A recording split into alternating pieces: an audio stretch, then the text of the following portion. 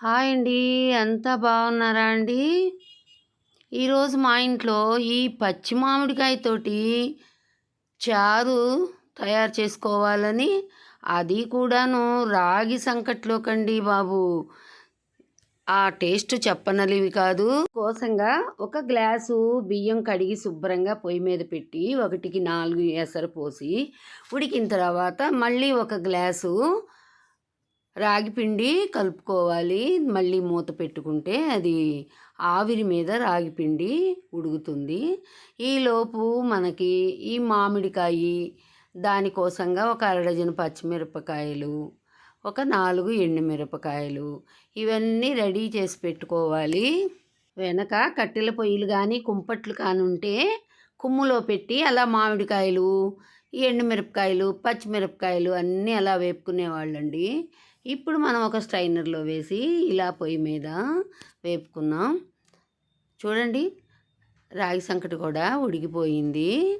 మనం వేసిన రాగి పిండి.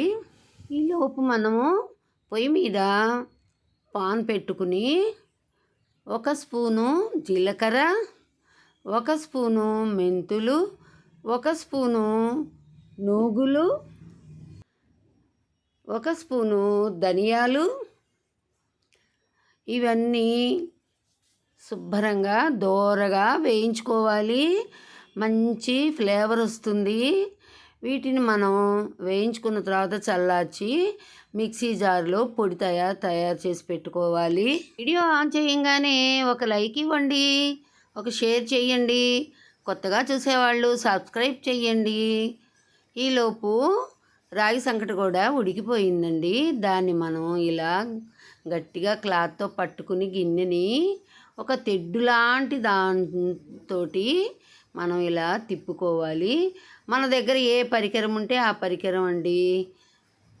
ఈ మామిడికాయ చెక్కు తీసేసి దాన్ని ముక్కలుగా కోసి మిక్సీ జార్లో వేసి కచ్చా పచ్చగా మెత్తగా పట్టుకోవాలి. ఈలోపు వేపిన వాటితో పొడి తయారు చేసాం. దానిలోనే పచ్చిమిర్చి వేసేసాము.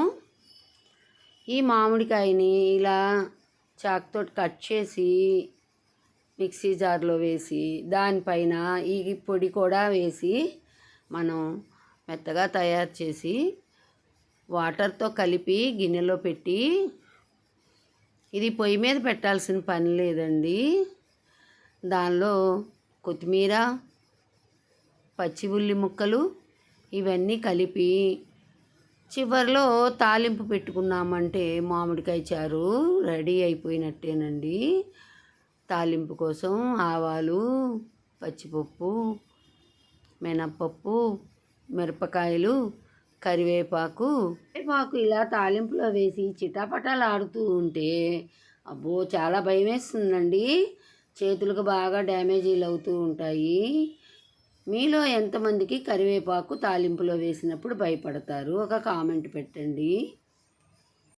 ఈ తాలింపుని ఈ పచ్చి పులుసులో వేసుకుంటే ఎమ్మీగా ఉంటుందండి. ఇంకెందుకండి ఆలస్యం? రాగి సంకటిని అలా ఒక ప్లేట్లో పెట్టుకుని ఈ మామిడికాయ పచ్చి పులుసు మనం ఇలా వేసుకుని తిన్నామంటే దాని టేస్టే వేరండి. మీరు కూడా ఇలా తయారు చేసుకొని తిని చూడండి. చాలా టేస్టీగా ఉంటుందండి. ఆరోగ్యానికి ఆరోగ్యం, రుచికి రుచి.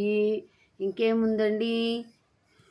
మీకు కూడా నోరూరుతోంది కదండి. ఇంకెందుకు ఆలస్యం? తిందాం రండి. అద్భుతంగా ఉందండి టేస్టు. వారానికి ఒకరోజు ఇలా రాగి సంకటి చేసుకొని చూడండి. జొన్న సంకటి కూడానండి వారంలో 2 రోజులు ఇలా తయారు చేసుకొని తినండి. మీ ఆరోగ్యం బాగుపడుతుంది. Thank you for watching.